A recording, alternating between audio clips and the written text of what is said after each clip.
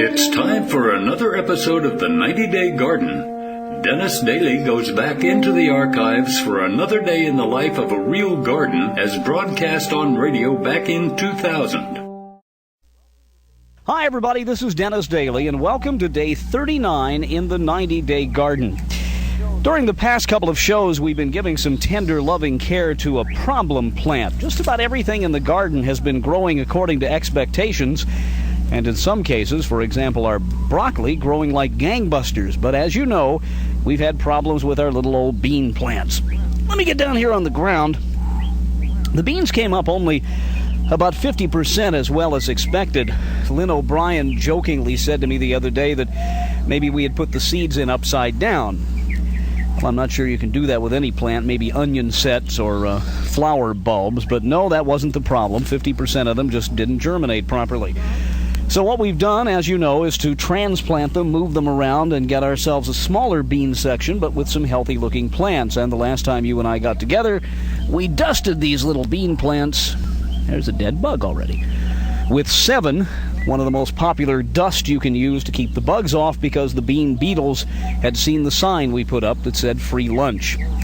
Then in the area vacated when we moved the bean plants around, we have started 2 new crops: yellow bell peppers and also sweet banana peppers, and 5 or 6 cauliflower plants. Now, I had not thought about putting out cauliflower before we started the 90-Day Garden, but this is a pretty rapid growing strain of 53-day cauliflower called Snow Crown, and we'll keep you posted on how that's doing. We've just put those in the ground, and we're going to watch those carefully.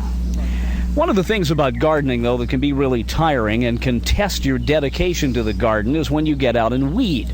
We've been trying a little bit of an experiment this year with some of our tomato plants simply dropped into holes that were actually dug, little circular holes with a small fence post hole digger. That means there's grass all around them. But over here to my right, we have some very nicely manicured tomato plants. And of course, we're still watching that one variety called Mr. Stripey to see how they come up. But weeding, of course, is time-consuming, and you certainly learn something about what kind of physical condition you're in.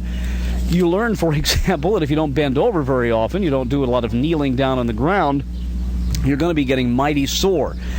Maybe that's one reason why we have a slight advantage here, in that there is a row of grass between every row of vegetables. A little bit better access to our plants. We don't have to do so much bending over. In a garden like this, it's easier to do as I'm doing now, and that is to just sit on the ground. We'll check the progress of the 90-Day Garden and give you a complete update on how we're doing when we get together again in the 90-Day Garden. Join Dennis again for another visit to the 90-Day Garden right here on YouTube.